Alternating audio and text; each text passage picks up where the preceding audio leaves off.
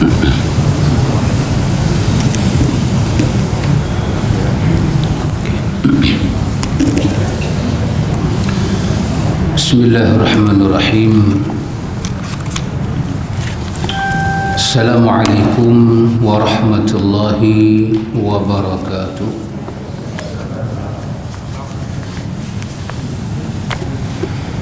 Alhamdulillah rabbil alamin.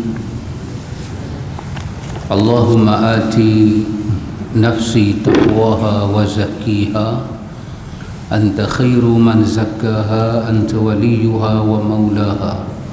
Amma ba'du. Alhamdulillah summa alhamdulillah. Ikhwatul iman, ikhwatul fiddin, a'azakumullah wa uhibbukum fillah. Para penonton dan para jemaah yang dirahmati Allah, alhamdulillah summa alhamdulillah, ada fursah, ada ruang dan peluang kepada kita dalam majlis ta'lim. Alhamdulillah ikhwan, alhamdulillah.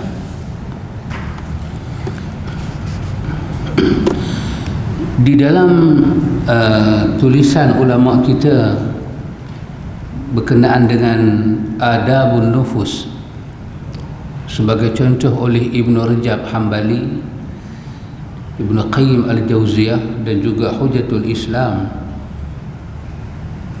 Al-Imam Al-Ghazali rahimahullahu ta'ala, ada satu perkataan yang sama mereka ungkap, walaupun mereka hidup pada tahun yang berbeza, tapi ketika mereka bercakap tentang adabun nufus ataupun kita kata tazkiyatun nufus, ada perkataan yang sama mereka ungkap, iaitu kata mereka, di antara tanda yang boleh kita lihat pada menyatakan bahawa kita mendapat faedah daripada penyucian jiwa. Kita pergi kelas, kita dengar, kita ada mursyid, kita ada murabi kita belajar, ada kitab, ada majlis. Di antara tanda kata kita mendapat manfaat daripada tazkiyah itu, penyucian itu, ialah bahawa kita dapat melihat hubungan kita dengan Tuhan. Kita bukan melihat hubungan orang dengan Tuhan, kita melihat hubungan kita dengan Tuhan. Bila kita duduk belajar ni ikhwan, tiba-tiba fikiran kita terbuka, mata hati kita terbuka untuk lihat kita dengan Tuhan, muamalat kita dengan Tuhan. Tuhan menurunkan syariat. Di bawah tajuk ini, di bawah tajuk itu, apabila kita dapat melihat hubungan kita dengan Tuhan, mereka menyebut, cuba kita tengok, ini mereka bawa sebagai contoh, cuba kita lihat, cuba kita tengok perkara di bawah ini, pernah tak perkara di bawah ini menjadi perhatian kita, sebab dia melibatkan hubungan kita dengan Tuhan, iaitu perkara yang bernama doa. Ad-doa, doa. Dan kita tahu sebesar ayat Allah Ta'ala menurunkan, ud'uni astajib lakum wa idza sa'alaka ibadi anni fa inni qarib ujibu da'watad da'i iza da'ani falyastajibu li wal yu'minu bi la'allahum yarshudun. Sebesar-besar ayat. Saya tak terjemah makna dia sebab kita semua dah tahu. Kalau tak tahu, maknanya malam ni baru main lah. Tanyalah pada orang yang tahu. Itu gandingan di antara dua surah. Baik, apa yang mereka nak kita lihat dalam bab doa? Pertama, mengetahui makna doa. Apa erti doa? Doa artinya seruan, an-nida, seruan. Kita menyeru Allah, da'a, kita memanggil Allah, kita menyuruh Allah. Seorang hamba memanggil Tuhan dia. Cuba kita lihat kepala doa yang diajar oleh Nabi, yang diajar sendiri oleh Al-Quran. Pertama dia bermula dengan Allahumma. Kedua dia bermula dengan Rabbana. Rabbi, Rabbana makna dia sama. Allahumma, wahai Tuhan kami. Allahumma, wahai tempat yang kami sembah. Tidak ada yang disembah dengan sesembahan yang benar melainkan Engkau ya Allah. Itu makna Allahumma, uluhiyah Tuhan. Kita panggil Tuhan yang kita sembah. Allahumma ya Allah. Ya Allah bermakna wahai Tuhan yang aku sembah. Kerana Allah itu bermakna al-ma'luh, ta'abbudi, ta'abbud, yang disembah, yang diibadahi dengan ibadah yang benar. Itu arti Allahu yang kita duk pakai selalu. Bila kita kata Allahumma, kita kata wahai Tuhan yang aku sembah, yang aku ibadahi dengan ibadah yang benar.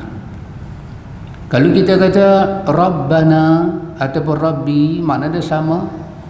Tapi Rabbana merujuk kepada makna wahai pencipta aku. Daripada aku tak ada, kau buat bagi aku ada. Wahai Malik aku, pencipta yang memiliki aku. Wahai Sayyid aku.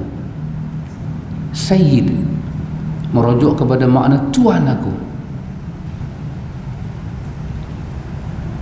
Wahai Tuhan yang memberi rezeki kepada aku.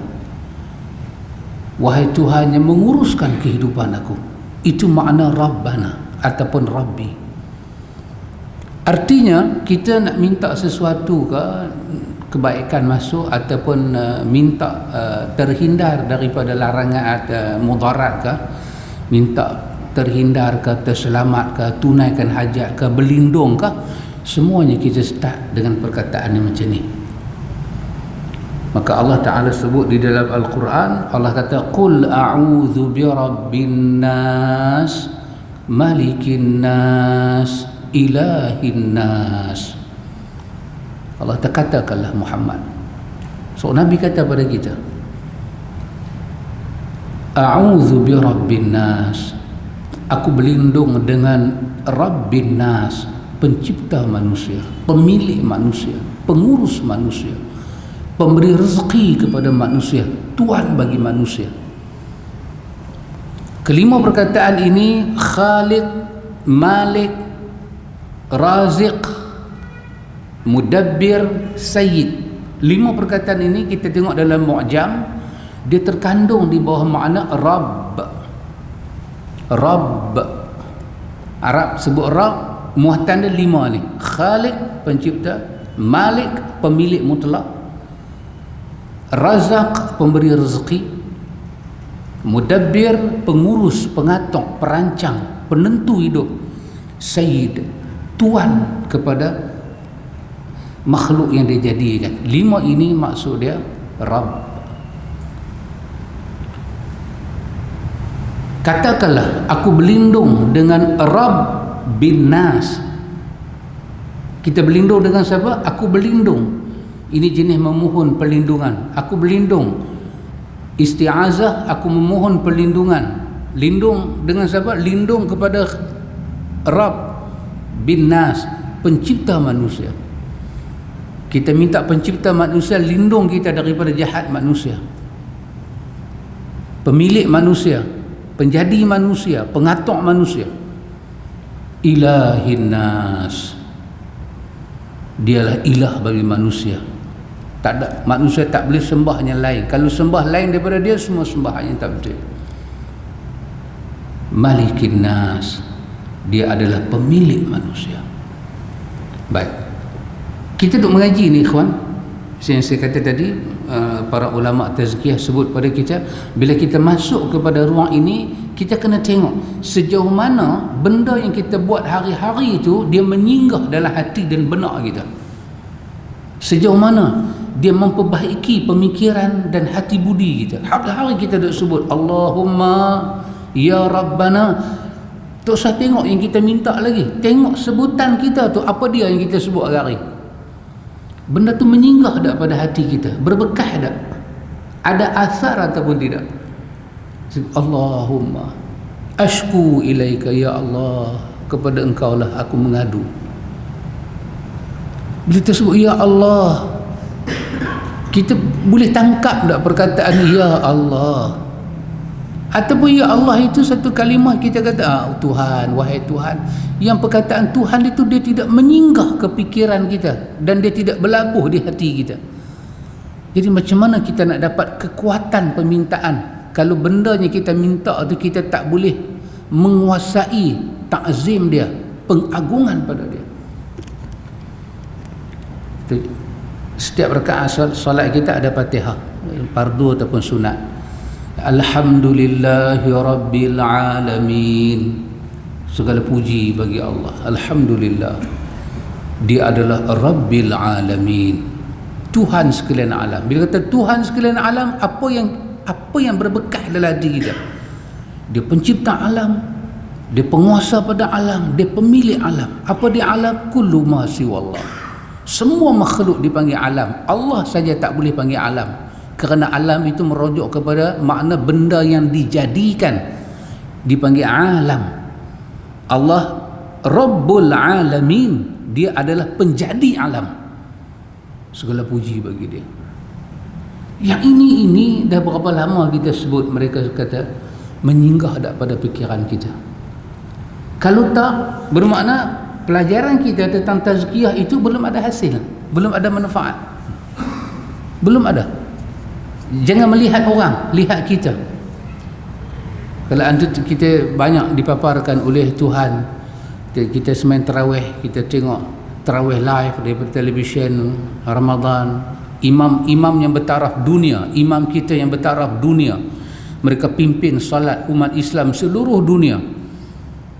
Mereka imam, kita makmum mereka, tinggi kedudukan mereka. Imam Sudaisi, Imam Syuraim, imam-imam dunia ini, ketika mereka membaca kalam Allah, dia boleh menangis di hadapan Tuhan.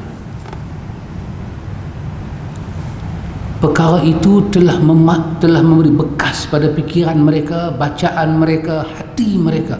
Dia pun tak boleh menangis kalau mereka tak fikir sesuatu tentang ayat itu. Saya tak boleh menangis. Giliran mereka telah sampai, Allah masukkan hidayah dalam hati. Giliran kita bila? Ini yang satu. Hari kita sebut Allahumma Rabbana atina fid dunya hasanah wa fil akhirati hasanah wa qina adzaban nar. Rabbana zalamna anfusana wa illam taghfir lana wa tarhamna lanakunanna minal khasirin. Depannya Rabbana. Sebelum nak kata atina fid dunya hasanah, Rabbana, wahai pencipta kami, wahai pemilik kami, wahai pengurus hidup kami, wahai sayyid kami, wahai malik kami. Itu perkataan yang kita sebut sebelum meminta. Subhanallah. Kita bila meminta dengan orang, kita tahu kedudukan dia dan kita tahu dia penentu segala. Kalau dia tolak hak kita minta, siapa pun tak boleh bagi, semua meja akan tolak. Kalau dia kata okey, semua meja kena kata okey. Bila kita jumpa pegawai macam ni, kita tahu kedudukan dia, ketinggian dia, kita tahu dia punya gah. Akhirnya kita lembut dengan dia, kita bermanih dengan dia, kita kata Tuhan tolonglah saya. Kalau Tuhan tak tolong saya jadi susah. Kita buat rayuan supaya anak kita dapat masuk sekolah. Ustaz tolonglah saya, Ustaz, Tuan Mudir tolonglah saya pun ingin anak saya masuk sekolah agama, sekolah Arab, mengaji tahfiz. Kita kalau ikut kelayakan tak layak ni, hari ni interview gagal, saya tahu, tapi saya minta kerja, saya minta jasa baik. Kenapa kita boleh merendah? Kerana kita tahu kemampuan orang itu, kebolehan orang itu, dan kedaifan, kelemahan, ketidakmampuan kita, maka dia ada synchronize. Sekarang ini kita berhadapan dengan yang kita sembah. Di mana ketinggian daripada fikiran kita? Kenapa yang mata kita tak boleh turun bila tengah malam kita kata Allahumma ya Allah? Apa yang kita bayang dengan perkataan ya Allah tu sampai tak menyinggah apa-apa di fikiran dan hati kita?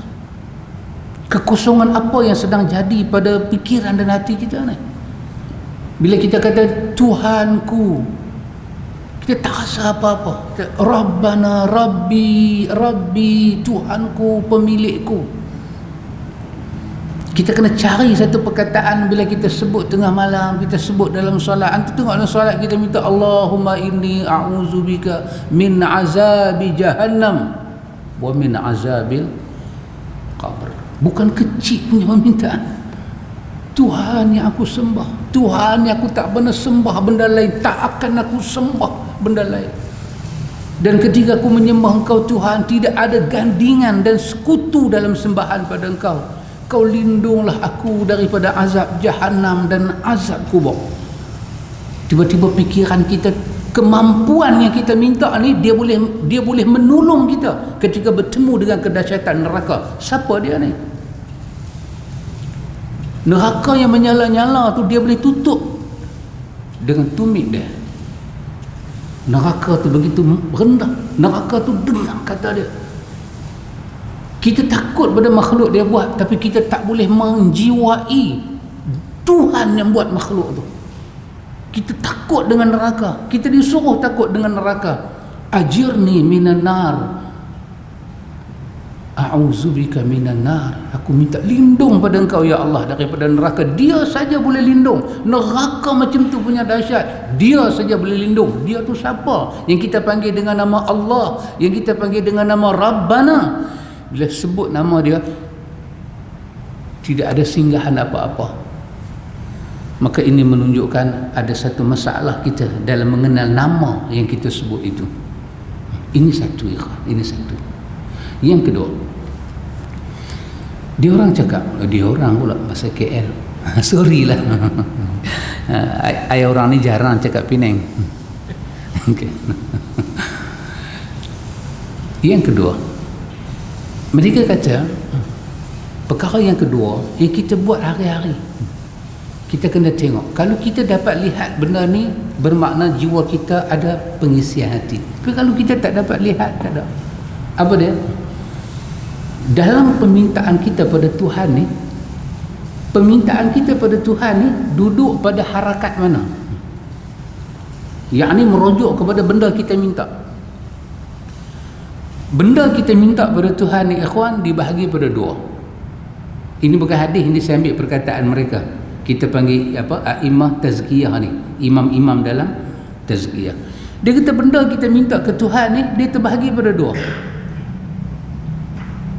Dalam kategori yang pertama, kita panggil kategori A. Kategori A, dia ada dua saja. Kategori A ni, dia ada kategori B, kategori A. Tengok doa kita ni duduk bahagian mana. Kategori A, dia ada dua saja, terbaik dan baik. Kategori B, terburuk, paling buruk atau buruk. Kalau dia tidak terburuk pun dia buruk saja, namun tetap tak bagus. Kategori A, dia terbaik. Maknanya kalau yang tu kita boleh minta, terbaik. Dan kalau kita minta selain daripada benda tu, masih baik, masih dalam kategori A. Kita ni hamba yang cemerlang. Yang kata kategori A ni, apakah satu permintaan yang kita nak minta hari-hari ke Tuhan ni? Allahumma ya Allah, ya Allah, Allahumma Tuhanku, Tuhanku. Kita minta permintaan apakah yang terbaik bila kita sebut nama Tuhan? Apakah yang paling terbaik kita minta? Tak ada benda lebih baik daripada ni. Ada dua saja. Ada dua saja. Satu, kita minta pada dia, dan ini dia menduduki masalah dalam bahasa Arab bermakna permohonan, permintaan. Dia menduduki permintaan yang terbaik dan tidak ada doa boleh potong yang ni. Apa dia? Meminta kepada Allah, jadikan kita di atas sebab apa Tuhan jadikan kita. Pasal apa Tuhan buat kita? Minta kita jadi seperti mana Tuhan mau. Pasal apa kita jadi? Minta yang tu. Pasal apa Tuhan buat kita? Cakap bahasa boleh ke abang saya? Cakap bahasa kita kan? Saya takut orang Johor tak faham. Cakap bahasa kita. Tuhan buat kita ni pasal apa? Pasal itu tak tahulah Pakcik Wahab, pasal apa Tuhan buat kita tak tahu. Tapi Tuhan ceritalah hikmah dia buat kita tu. Wa ma khalaqtul jinna wal insa illa liya'budun. Siapa daripada kita apabila kita sebut ya Allah, kita kata Tuhanku, lepas tu kita minta berpandukan ayat ni, tidaklah engkau jadikan jin dan manusia melainkan untuk ibadat. Tuhan, kau jadikanlah aku, kau jadikanlah aku ya Allah. Di atas sebab apa kau jadikan aku ya Allah? Kau jadikan aku ke situ Tuhan. Kau jadikan aku untuk aku ibadat pada engkau. Kau tunjuklah jalan tu pada aku, dan kau mudahkan aku jadi seperti yang kau mau Tuhan. Siapa-siapa boleh sebut wahai Tuhan, Allahumma, lepas tu dia minta ni, maka tidak ada doa dalam dunia ni boleh potong doa yang setinggi ini. Subhanallah. Allah mahu apa pada kita? Yang terbaik kedua apa dia? Allah sebut dalam ayat dia, ayat 31 Ali Imran kan, Allah kata qul in kuntum tuhibbunallaha fattabi'uni. Apa maksud ayat ni? Kita minta pada Allah, Tuhan nak fattabi'uni, Tuhan nak kita ikut satu orang yang bernama Muhammad Rasulullah. Ya Allah, kau jadikanlah aku ya Allah ikut sungguh-sungguh orang yang kau nak aku ikut, sehingga kau kaitkan ikutan aku pada dia dengan engkau, dengan hubungan iman. Dua benda ni ikhwan, itulah rujukan syahadah kita, la ilaha illallah Muhammadur Rasulullah. Jadi dalam peruntukan doa kita tu, kita kata ya Allah, kau jadikanlah aku hamba-Mu ya Allah, dan aku jadi hamba-Mu di atas petunjuk Nabi-Mu ya Allah. Tidak ada permintaan yang lebih tinggi daripada permintaan ini. Subhanallah ikhwan, ini tertinggi. Inilah yang kita dah usung pita mana-mana, la ilaha illallah Muhammadun Rasulullah. Kalau rosak yang ni, rosaklah agama kita, rosaklah tauhid kita, rosaklah segala-gala kita dengan Tuhan tak ada hubungan. Tapi kalau yang ni ada dalam diri kita, kita ini hamba yang sambadi di sisi Tuhan. Inna akramakum indallahi attaqakum. Satu. Ni kategori mana tu dia beli? Kategori A. Kan? Ini kita kata permohonan yang terbaik. Yang kedua, dia jatuh baik. Tapi walaupun dia jatuh terbaik, tetapi dia terbaik, dia baik daripada segala dalam kumpulan B tadi ni. Apa dia ikhwan? Kita memohon kepada Allah apa yang dia suruh kita minta.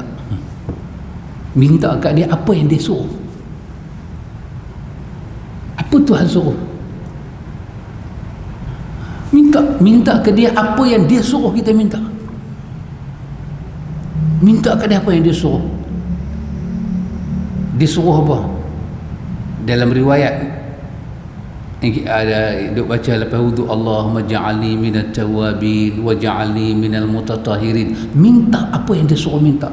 Dia nak kita jadi ikhlas, minta bagi ikhlas. Dia nak kita tawaduk, kita minta tawaduk.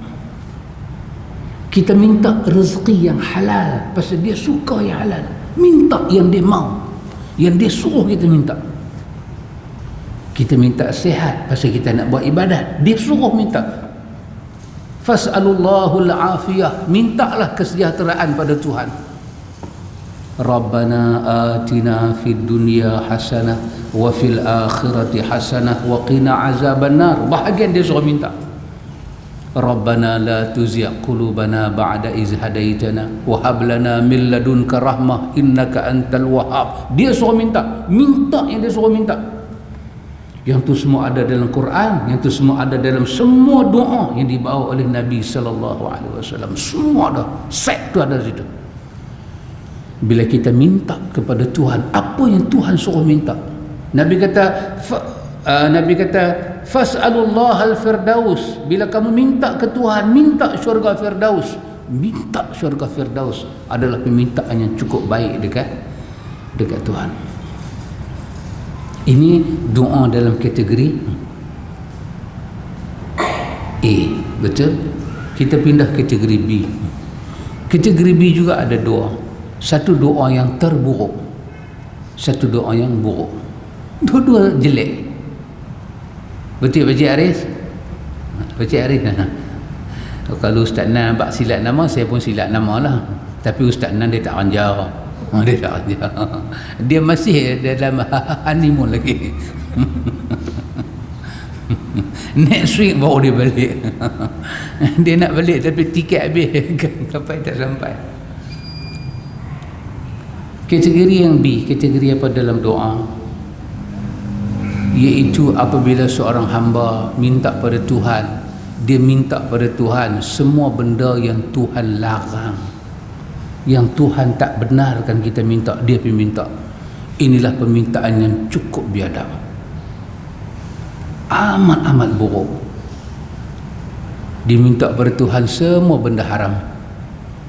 Yang Nabi bagi contoh dalam hadis kan, minta putus silaturahim. Adik-beradik dia minta putus silaturahim. Dia minta satu benda ke Tuhan, dia minta Tuhan mengizinkan dalam doa dia tertunai hajat dia.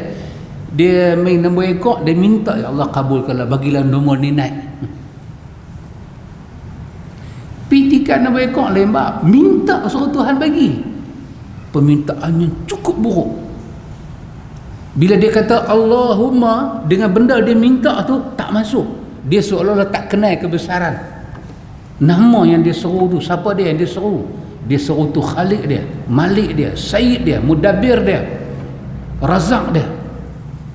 Dia seru tu pencipta dia, pemilik dia, pengurus hidup dia, bagi rezeki kepada dia, Tuhan dia. Dia tak kenal nama. Perkataan Allahumma Ar-Rahman Ar-Rahim dengan inti doa yang Tuhan larang tu tak boleh masuk dengan nama Tuhan. Ini permintaan yang paling buruk, paling buruk. Yang kedua, dalam kategori B ni, kalau dia tak minta paling buruk, dia minta yang ni, dia masuk dalam kategori buruk, tapi tak buruk, tak terburuk.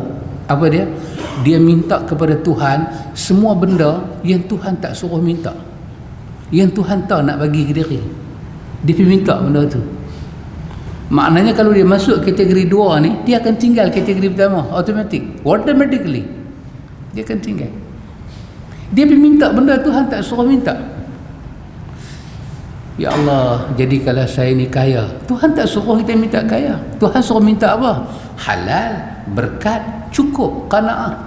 Kaya tu Tuhan tahu nak bagi tak bagi. Dia tak minta cukup, dia tak minta halal. Ya Allah, bagilah saya jadi kaya. Kalau saya jadi kaya, ya Allah, saya ingat tanya Tok Kong ni saya nak buat 3 tingkat. Saya ingat tanya Tok Kong ni saya nak buat turun tingkat. Satu kampung pun turun tingkat. Dia minta benda Tuhan tak suruh minta, buruk.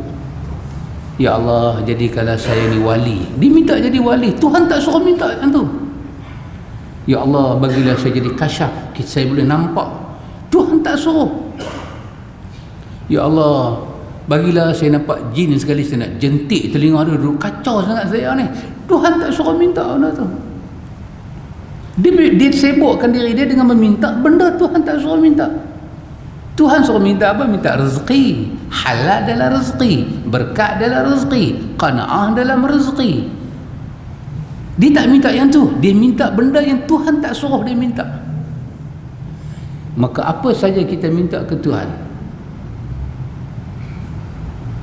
kita hidup kita, mati kita, jodoh kita, rezeki kita, semua Tuhannya tu. Tuhannya tu. Ya Allah, bagilah pada saya, ya Allah, isteri yang salihah. Temukanlah saya dengan jodoh yang salihah. Ayah Tuhan suruh minta. Betul? Itu Nabi kita fankihu, Nabi kita tunkihul mar'ah, wanita itu dikahwini kerana 4 benda. Kerana kecantikan dia, nasab keturunan dia, apa lagi, cantik dia, nasab keturunan dia, harta dia, dan yang terakhir Nabi kata apa? Agama dia. Agama dia nampak. Mana kita tahu dia beragama? Kita nampak dengan akhlak dia. Dia bercakap, dia berjalan, dia beraktiviti, dia buat, nampak dia ada agama. Maka Nabi kata fasfar bizati din taribat yadak. Kau kahwin perempuan yang ada agama ni, taribat yadak. Orang Arab dia nak kata menega dia apa? Menega dia tak rugi, menega dia apa? Menega dia rugi dia buat ni. Apa antara habuk di tangan pun tak lekat. Nabi kata taribat yadak. Kau tak akan rugi, Nabi kata. Sikit habuk kau tak akan rugi kalau kau menikah dengan perempuan ni. Tapi sebelum nikah dengan pembantu, Nabi suruh buat apa? Istikharah, satu doa yang cukup dahsyat. Buat, ya Allah, bagilah pada saya isteri yang wanita yang salihah, yang boleh membantu agama saya, dunia saya, akhirat saya, kehidupan saya di sini dan di sana, ya Allah. Kita biasa kita minta apa? Kita minta perempuan ni, kita takut dia terlepas. Ya Allah, bagi saya kahwin dengan dia, hampa mudah kalau jalan. Sedangkan jodoh kita tu Tuhan yang tentukan. Tuhan yang tentukan. Pasal itu lagu tu katakan bercinta sudah lama. Apa dia kata? Bercinta lama tapi kahwin dengan orang lain. Siapa menyanyi itu lagu tu? Bercinta sudah lama tapi pergi kahwin dengan orang lain. Tak ada lagu lah. Tapi ada, saya ada dengar. Ya kan. Orang kahwin-kahwin cerai.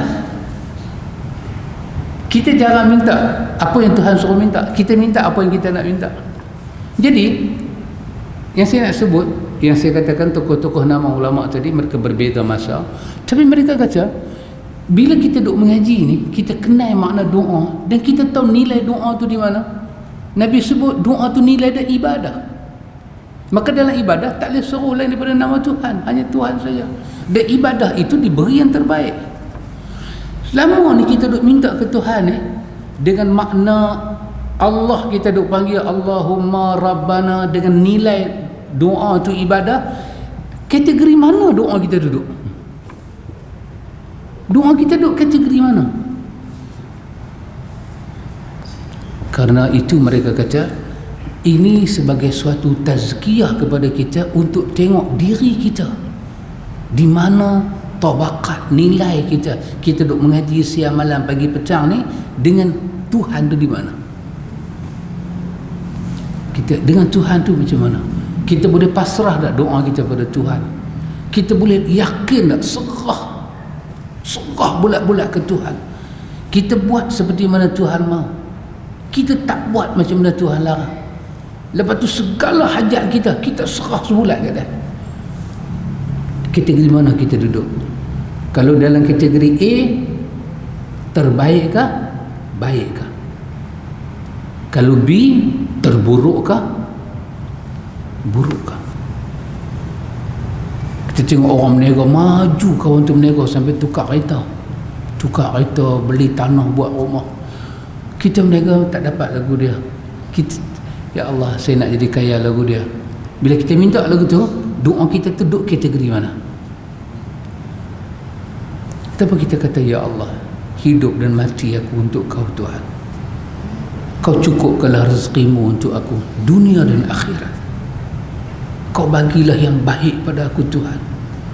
Ya. Allahumma inni astakhiruka bi'ilmika wa qudratika. Tuhan, aku minta kau pilih pada aku dengan ilmu kau dan kemampuan yang kau miliki. Kerana aku tak ada pengetahuan dan kemampuan macam kau, ya Allah. Kau pilih pada aku. Oh, subhanallah, ikhwan. Pasal itu di ujung doa Nabi ketika Nabi susah di Taif kan, Nabi kata, ya Allah, kalau kesemua yang jadi ke aku ni di bumi Taif tidak mendatangkan murka Engkau pada aku, ya Allah, fala ubali, aku tak peduli apa nak jadi pada aku, janji Kau redha dengan aku Tuhan. Sedangkan Nabi kena baling batu. Sahabat yang teman Nabi Zaid kata apa? Duduk 10 hari di Taif macam setahun. Duduk 10 hari di Taif, dia kata siksa macam setahun. Tapi Nabi kata segala cacian mereka, cumuhan mereka, penghinaan mereka, dia berkata macam-macam. Seorang tu kata dekat Nabi, kalau kau lah Rasul yang dihantar tu, aku tak mau cakap dengan hang, kerana bercakap dengan Rasul akan menyebabkan Tuhan marah ke aku. Aku tak pernah tengok Nabi sedih betah tu sampai malaikat turun nak angkat bukit, nak hempak atas kepala dia. Tapi Nabi kata dengan darah-darah, dengan sakit daripada jasad sampai ke hati, sampai ke fikiran. Nabi kata, ya Allah, kalau semua yang jadi pada aku ni, ya Allah, tidak mendatangkan murka Engkau pada aku, ya Allah, fala ubali, aku tak peduli apa jadi pada aku. Ya, aku nak Kau jangan murka pada aku, ya Allah. Aku tidak ada haul dan quwah melainkan dengan Engkau, ya Allah. Ashku ilaika dha'fa quwwati, aku adukan pada Engkau, ya Allah, kelemahan kekuatan aku. Wa qillata hilati, betapa kurangnya hilah aku di kalangan manusia. Dah tak ada rancangan dah aku nak buat, nak bagi mereka dengar dakwah aku. Wa hawani 'alan nas, betapa dahsyat depa hina aku, ya Allah. Anta rabbul mustada'afina wa anta rabbi, Engkaulah Tuhan pada orang yang lemah tertindas, Kaulah Tuhan pada aku, ya arhamar rahimin. Nabi adu pada Allah. Kerana itu, ikhwan, rupanya kita duduk main mengaji ni, ikhwan, dia ada kena mengena dengan hidup kita hari-hari. Penjelasan, keterangan, kita nak pakai benda ni dalam hidup kita hari-hari supaya kita nampak langkah kita, tak mana kita duduk pergi. Lagi 3 minit, betul Syekh? Tak mana kita nak pergi?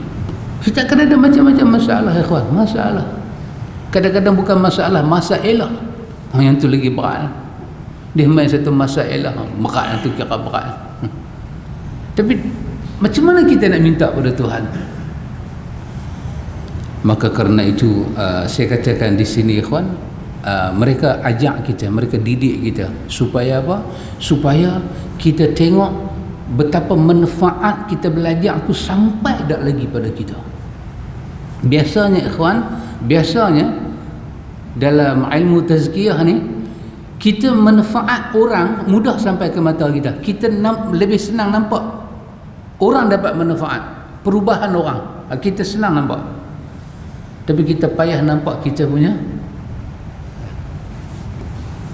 ya.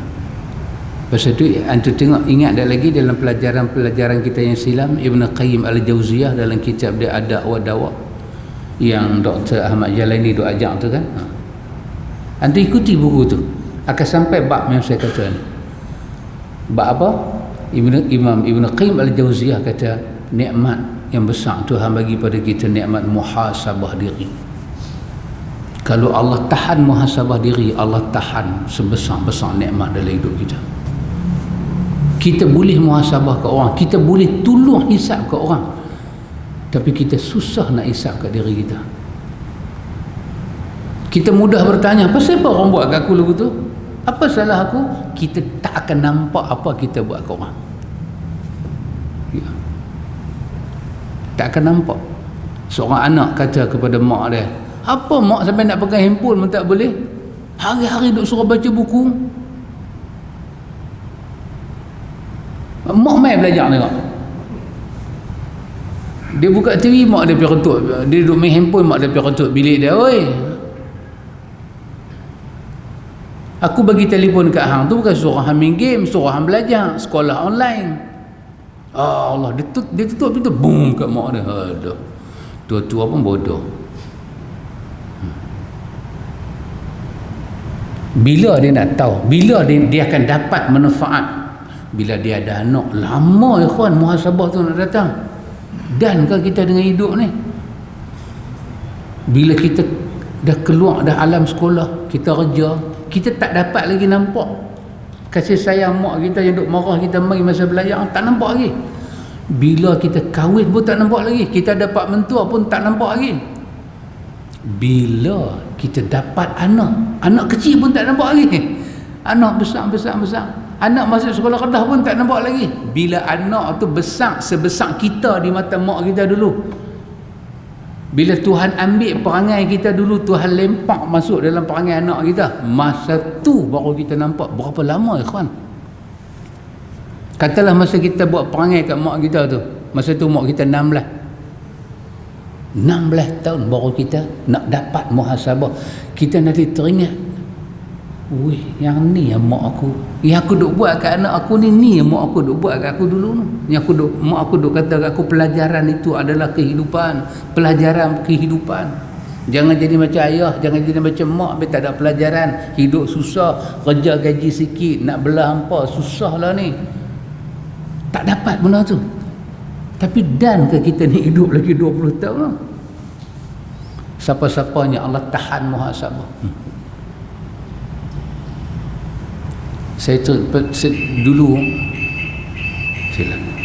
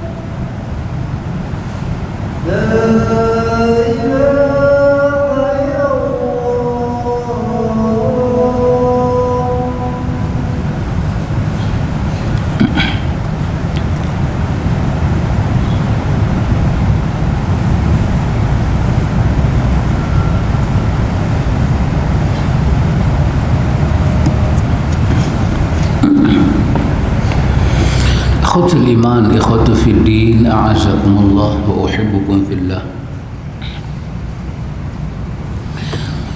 Al-Hafiz Imam Ibn Qayyim Al-Jauziyah rahimahullahu ta'ala, dia kata, ikhwan, kalau Allah Ta'ala tahan kepada mata hati kita muhasabah, bermakna Allah tahan kepada kita kebaikan yang besar. Sebab ayat menyebut pada kita, wal tanzur nafsu ma qaddamat li ghad wattaqullah innallaha khabirun bima ta'malun wala takunu kalladzina nasallaha fa ansahum anfusahum ulaika humul fasiqun. Jangan jadi seperti orang yang lupa Allah, kemudian Allah lupakan mereka kepada diri mereka. Ibn Qayyim kata, yang ni lah paling dahsyat dalam ayat ni. Macam mana manusia boleh lupa kat diri dia? Lupa Allah semua orang tahu, tapi Allah lupa kat dia macam mana? Ibn Qayyim kata, Allah lupakan dia tentang diri dia. Allah tutup diri dia berdapat muhasabah. Dia tak boleh muhasabah diri, dia boleh jadi penghisap pada orang. Saya bagi contoh ikhwan, orang perempuan, kita orang jantan sama, tapi contoh yang saya bagi ni dia mudah dengan perempuan. Kalau kita bagi contoh perempuan, kita jantan ni senang nampak, kita akan nampak senang nampak. Kalau bagi contoh orang jantan tu payah nampak sikit. Biasalah orang jantan kan, Penang tak ada lelaki, semua jantan. Orang perempuan, cuba tengok, ada satu benda Allah bagi pada orang perempuan, sama orang bagi orang jantan, tapi orang perempuan dia lebih deep maksud dia lebih dia punya pengaruh tu lebih dalam lagi lah. Apa dia? Cuba tengok orang perempuan kahwin, dapat suami, duduk asin, sewa rumah, mai masa tertentu mengandung, cukup masa dia salin, lepas salin pantang jaga anak, besarkan anak, besar anak, orang panggil ibu. Apa yang berlaku pada orang perempuan tu bila dia start mengandung, hak contoh ni saya ambil pada Syekh Maulud masa dia baca ayat ni lah, ayat muhasabah 18 Al-Hasyr ni, dia yang bagi contoh ni, saya ambil dia contoh dia tu kena betul masuk dalam fikiran dan hati. Pada hari wanita ni mengandung, dia start mengandung, ketika itu kalau dia tak muhasabah diri dia akan kehilangan sebesar-besar nikmat Tuhan dalam hidup dia daripada start dia mengandung tu. Kerana orang mengandung ni ada karenah. Ada juga perempuan jenis kahak ni, dia mengandung, dia tak ada apa-apa, dia boleh pergi jogging, laki dia yang muntah weh hak makan asam, laki dia teringin nak makan asam dengan limau kasturi. Laki makan, laki pokok yuk satu kepala, dia senang, dia pergi potong pokok, dia tak ada apa-apa. Dia kata tengok lembik punya lagi dia tengok lagi aku lembik. Tapi adatnya perempuan akan lalui salin. Apa kata Syekh Maulud yang saya ambil? Dia kata apabila perempuan start mengandung, artinya apa dia? Allah Subhanahu Wa Ta'ala main balik filem yang mak dia bela dia 30 tahun silam, bagi dia tengok secara realiti. Hang nak tahu tak macam mana mak hang sayang hang, mak hang lelah dekat hang, mak hang susah dengan hang? Lah ni aku bagi hang tengok dan rasa. Hang rasa pertama saya tak pernah mengandung, walaupun perut macam mengandung, tapi saya tak pernah mengandung. Saya tanya kat orang perempuan, bila doktor sahkan dia mengandung, pertama sekali apa perasaan dia dan perasaan kita sebagai husband dia, bukan suami, husband. Tak, sini tak ada suami memang tak ada husband. Sahabat Syekh boleh ingat tak lagi first baby, first pregnant, bila doktor sahkan mengandung, wanita tu apa dia rasa? Ini adalah baby yang sah, baby yang ada kemuliaan, hubungan yang sah. Dia mengandung, dia kahwin, mak bapak dia panggil satu kampung makan kenduri. Mak bapak dia pergi jemput tiap-tiap bumbung rumah orang, naik motor, naik basikal, randuk panas. Kalau 500 orang main makan, 500 bumbung rumah mak ayah dia pergi jumpa. Pakcik Wahab, tambah dulu Pakcik Wahab bukan ada menatang ni, smartphone lah, saxophone ni bukan ada. Saxophone ada, maafkan saya, Kasim Selamat Domain ni, smartphone bukan ada menatang ni. Randuk pergi panggil. Siapa pening kepala bila kita nak menikah? Mak kita, pak kita. Kita sebagai maplay dengan pono, Penang tak ada pengantin tau, tak ada maplay dengan pono. Dia tak buat apa. Start nak pakai inai di jari. Dia tak ada apa. Lagi seminggu dia bukan boleh keluar rumah. Takut jatuh, terkeliat pasal darah mana. Hang nak tahu tak macam mana mak hang mengandung hang? Allah bagi perempuan tu rasa sendiri.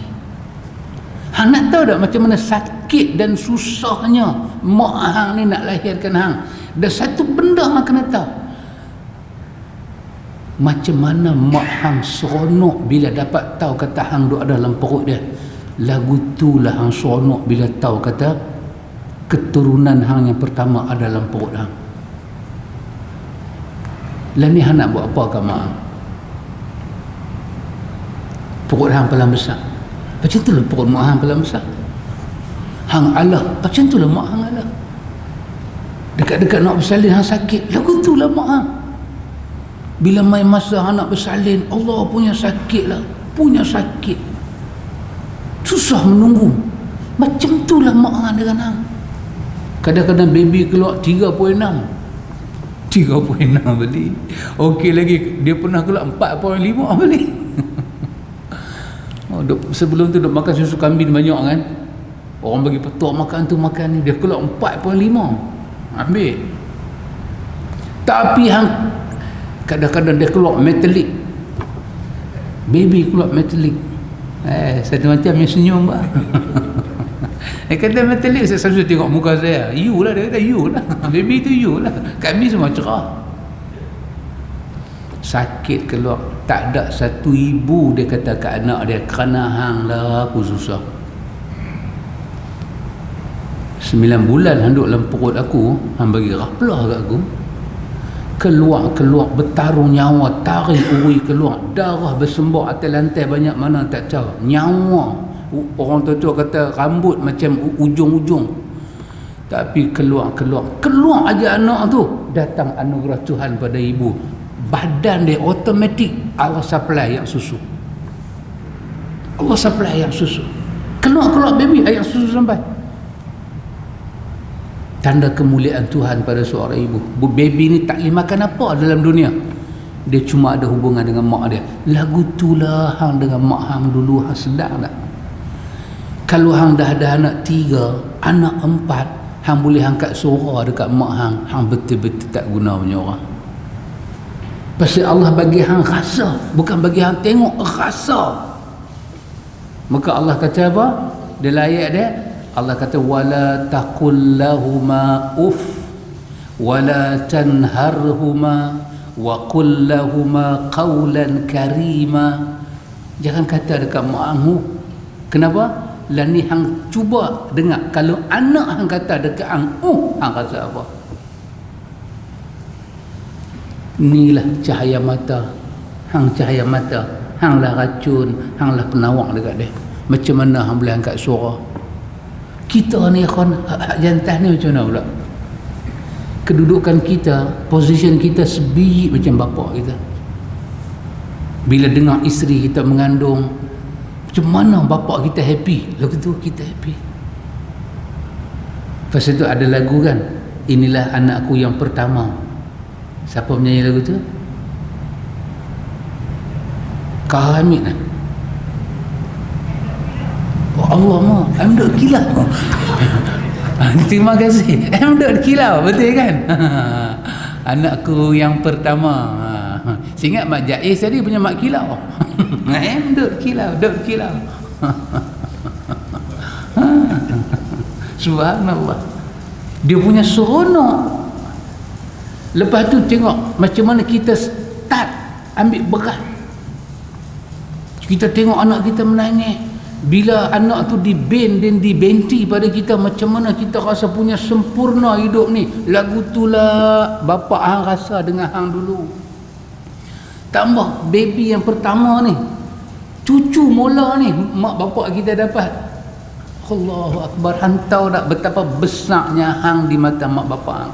Macam mana hang start cari kerja, hang impun duit, hang jaga ekonomi keluarga hang. Lagu tu lah pak hang duk buat. Fikir pasal pampers, pasal makan. Hang tak makan tak apa, anak hang kena makan. Lagu tu lah pak hang dengan hang. Lah ni pak hang dah tua. redap dah habis muka dia. Hang tak dapat tengok apa yang Pak Hang buat kat hang, tapi Tuhan kata aku bagi kat hang. Hang tengok dengan mata hati dan muhasabah. Apanya hang buat kat anak hang, yang itulah bapa hang buat kat hang. Macam mana hang sayang dengan anak hang. Kalau nyamuk tu main getik, hang hambat nyamuk tu satu kampung, hang spray bagi mampu bang. Spray bagi mampu. Macam itulah bapa hang jaga hang. Apa hang harap dengan anak hang? Lagu itulah bapa hang harapkan. Bahkan kita tak pernah harap apa-apa daripada anak kita. Kita harap mereka hidup bahagia elok-elok. Macam itulah bapa kita dengan kita. Pernah dia cari kat kita. Pernah. Tambah orang dulu naik basikal, naik motor, nyawa ni atas 2 tayar. Balik malam, jalan tengah jalan dengan motor tu, siapa jiran dia, lori, trailer, bas kelang, anytime dia boleh rebah perut dia, kepala dia boleh terborai tengah jalan. Itulah pertarungan bapa cari nafkah untuk anak. Yang sekarang ni bapa kita dah tak ada, Allah bagi kita pula bertarung benda tu untuk anak-anak kita. Apabila Allah tutup mata hati kita daripada muhasabah, Allah tutup kita daripada sebesar-besar nikmat dan kurnia. Maka bila kita duduk mengaji ni ikhwan, kita tak dapat muhasabah diri. Tahap mana kita dah capai dalam ilmu, terutama tazkiyah ni. Bila Allah tutup mata kita daripada tengok di mana kedudukan kita. Artinya Allah tutup yang Tuhan kata wal tanzur nafsum ma qaddamat lihat, bekai sana tu Tuhan tutup. Maka Imam Ibn Qayyim kata seburuk-buruk orang bila dia tak boleh muhasabah dalam hidup dia. Apa jadi dalam hidup kita ya kawan? Ayat 18 Al-Hasan ni jangan lupa apa dia? Muhasabah. Kata Umar Al-Khattab, hasabu anfusahum qabla an tuhasibu. Hasibu anfusakum. Kau hisap, kau muhasabah diri kau sebelum Tuhan muhasabah kau. Ketika tu kau tak boleh nak buat apa dah. Hanya akan diberi keputusan balasan buruk ataupun baik. Tapi kalau kau muhasabah diri kau, banyak benda kau dapat ubah dalam hidup kau dan masa masih ada. Ikhwan a'azakumullah, itulah di antara 1-2 perkara kita dapat dalam pelajaran kita yang kita ambil daripada para alim ulama kita, yang mereka ajak kita hari demi hari supaya kita ada hati yang baik. Ya kak? Ya. Babai kan nak tanya. Babai saya babai balik. Boleh tak?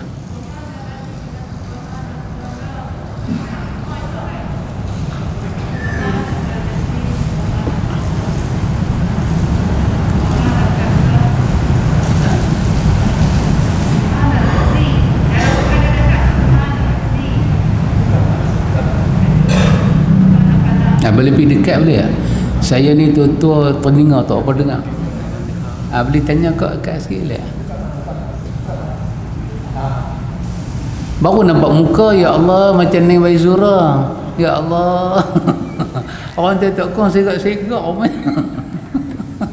Ya silakan.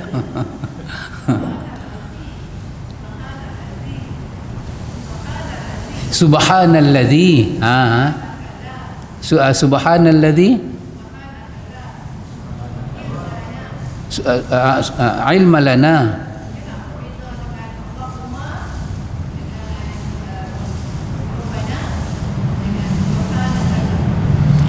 subhanaka. Subhanaka kan dengan Allahumma tadi. Baik. Ya. Wallahu ta'ala a'lam. Allah Ta'ala yang maha mengetahui. Ada satu ayat dalam Baqarah, ucapan para malaikat, surah Yasin pun ada. Perkataan subhana biasanya diucap bukan dalam bentuk doa, tapi diucap dalam bentuk kita kata takjub. Kita kata apa? Terkejut dengan sesuatu, heran, keanehan sesuatu. Macam bila Allah kata pada malaikat, cuba sebut nama benda ni. Malaikat tak tahu. Maka Allah suruh Adam sebut. Adam boleh sebut. Wa 'allama Adam al-asma'a kullaha. Allah ajar Adam Adam boleh sebut nama tu nama ni, malaikat tak tahu. Bila malaikat takjub dengan kejadian Adam tu, malaikat kata subhanaka la ilma lana illa ma 'allamtana. Malaikat kata maha suci engkau ya Allah, la ilma lana, kami tak ada ilmu, illa ma 'allamtana, melainkan ilmu yang kau bagi pada kami ya Allah. Maka suasana sebutan subhana sajakah ataupun subhanakallah ataupun subhanaka sahaja, dia merujuk kepada makna ucapan tasbih itu kerana takjub dengan satu keadaan. Lagi satu Allah sebut dalam ayat dia, inna fi khalqis samawati wal ard wa ikhtilafil lail wan nahar la ayatin li ulil albab. Turun sikit ke bawah, ada ayat rabbana rabbana ma khalaqta haza batila subhanaka faqina azaban nar. Yang tu dia bukan bentuk doa, dia bentuk memuji Tuhan kerana takjub. Allah buat langit, buat bumi, subhanaka, maha suci engkau ya Allah, kami takjub, kami kagum dengan ciptaan kau, kami duduk bawah kehebatan kau, jauhkanlah kami daripada api neraka. Adapun Rabbana menyuruh Tuhan supaya Tuhan memberi sesuatu atau lindung daripada sesuatu. Bolehkah? Sama-sama. Wallahu ta'ala alam. Alhamdulillah, orang jantan semua faham, dia bersengah. Alhamdulillah. InsyaAllah semoga Allah berkati kita, dan kita doakan supaya Ustaz Nan selamat balik daripada honeymoonnya dan boleh menyambung kuliahnya pada hari Senin yang akan datang. InsyaAllah. Subhanakallahumma wa bihamdika asyhadu an la ilaha illa anta astaghfiruka wa atubu ilaik. Wassallallahu ala nabiyyina Muhammad walhamdulillahi rabbil alamin. InsyaAllah.